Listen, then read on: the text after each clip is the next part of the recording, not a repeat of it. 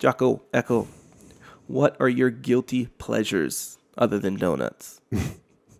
And by the way, I don't even like donuts. That's pure Echo right there. Yeah. You were talking about you had a donut delivery. Sorry, let me finish the question. What are your guilty pleasures other than donuts?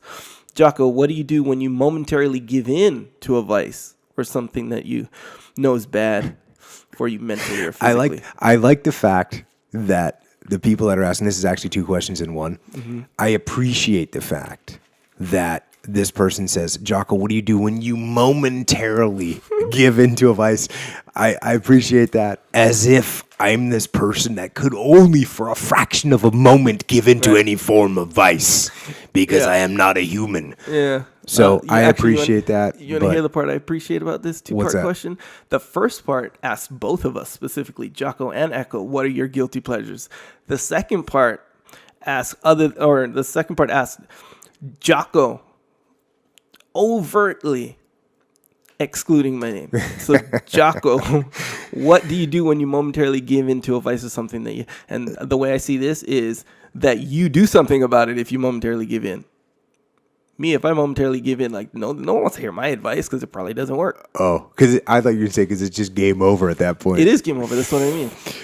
Or you could take it that the fact that they don't even think you ever break. That's but then again, you talk about eating sleeves of Oreo cookies on here, so that's an issue. But to get down to it, obviously. Wait, what are your guilty pleasures, though? Guilty pleasures. Number one, first and foremost, mint chocolate chip ice cream. And especially mint chocolate chip ice cream milkshakes. And I do some twisted things in my brain to kind of convince myself that those are actually good for me and that they contain, just enough carbs and there's some protein in there and there's some fat and it's actually like a full good meal, which is just a big lie because it's a big sugar bomb. It's like a supplement. Right. So, but I love mint chocolate chip ice cream. I really love chocolate milk too. Mm-hmm. And there's been these articles floating around the internet that say that it's the best post-workout thing you can get. Yeah. And that's another thing. It's like, okay, but the reality is it's sugar in milk. So again, I'll twist that one in my head, and sometimes for 10 minutes I'll convince myself that really that is the right thing to do. Right. Obviously, we've discussed on here before those little damn pretzel wrapped hot dogs that they serve in the airport that have some kind of butter or something on them that just, damn. Yeah, it's dope. I don't know who invented those things, but God bless them.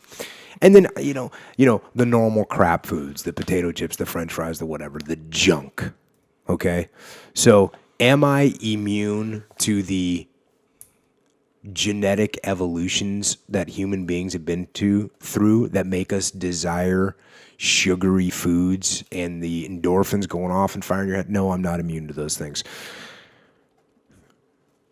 And I'll tell you, when I do, first of all, I like to earn those things, right? Mm-hmm. I either earn them on the front end or the back end, like one way or the other. Like I either busted my ass and it did a couple days of hard working out, and all of a sudden I'm out with my kid and we're swinging by, and all of a sudden I see there's a little ice cream shop in the corner. You know what? Hey, let's get a little ice cream, a little go time.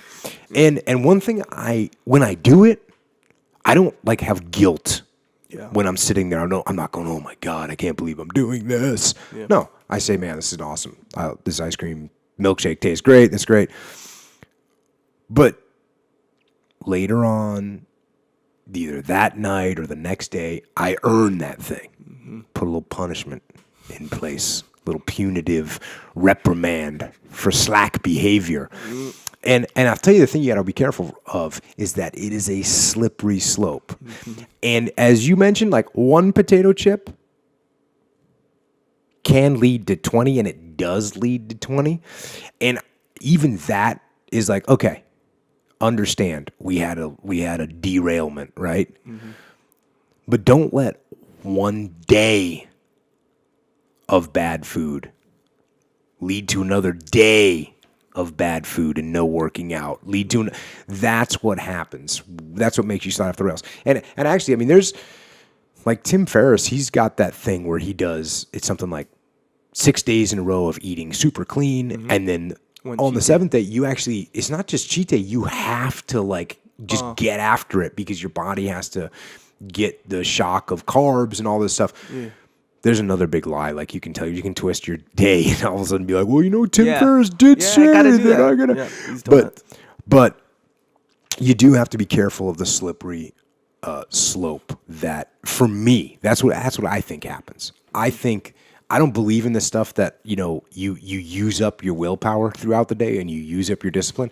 I believe that your discipline decisions create more disciplined decisions. Mm-hmm.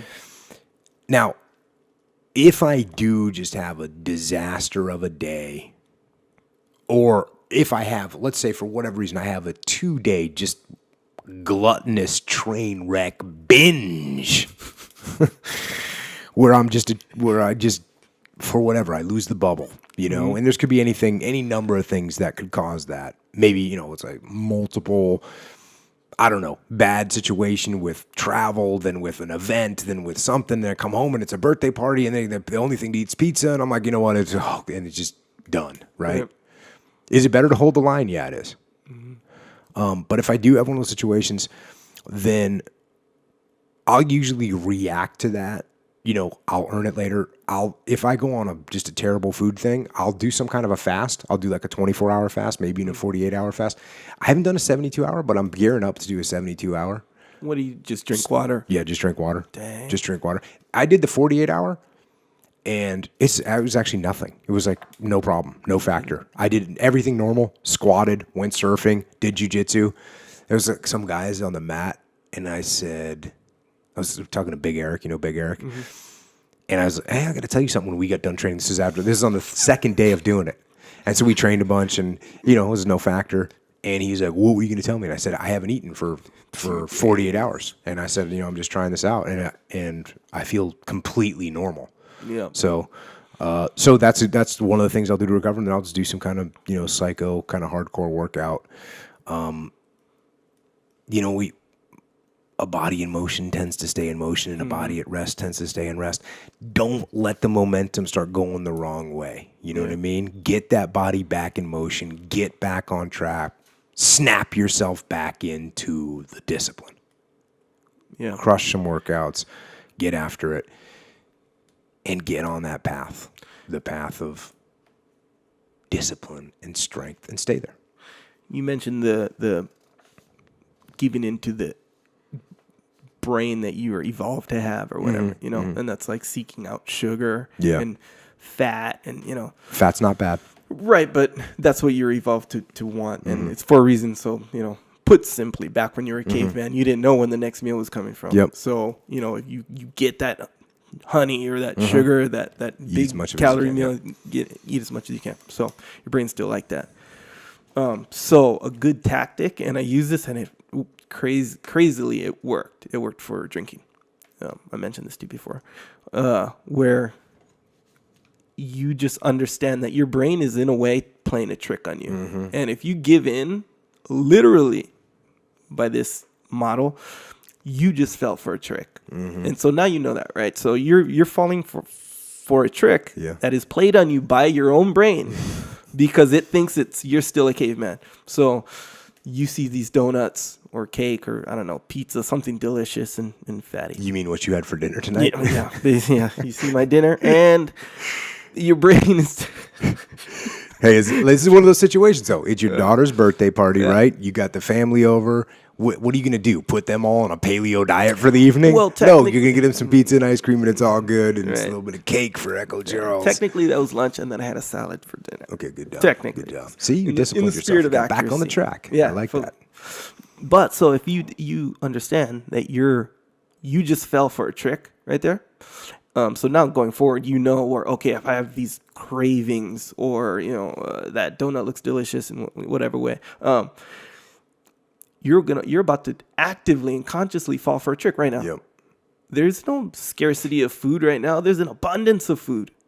And it's a perfect phrase for this? Don't be a sucker. Yeah, Right? exactly. Don't be a sucker. Like how often is it like that's like one of the worst things someone can tell you. That's hey, what man, I think you too. were a sucker. That's on why that. it worked so and good. that's why it worked for you. Yeah. Don't be a sucker. Yeah. So don't be a sucker to that piece of your brain that's trying to trick you. Yeah. Into wanting stuff that's actually bad for you. Yeah. So and so how the trick works is your brain is saying, "Hey, those donuts, those are beneficial, and look at all these like you'll get your calories. Yeah. Who knows when they're gonna come?" That's what your brain is. That's how it feels. They're gonna come when you order Domino's. Yeah, yeah. That's the reality. But your brain's not telling you that. Yeah. It's giving you a credit because you need all those calories. You don't know when it's gonna come, and look at all these benefits. It's gonna taste good, and this is what you need. That's what your brain is telling you. This is what you need. But the reality is, you don't live in that world anymore, where you can get as many donuts as you want now. So it's tricking you into thinking that the short-term benefits are the benefits, when in reality, since the world we live in now is different, the long-term benefits are the benefits. Yes. And they don't involve donuts or drinking. Don't be a sucker. Don't be a sucker. Yeah. It helps, man. It helps. like it. If you care about being a sucker, though, that's the thing. If you're like, I don't care about being a sucker, then There's no one that maybe likes find being a another sucker, way. though. That's what I think, too. Yeah. That's what I think, too.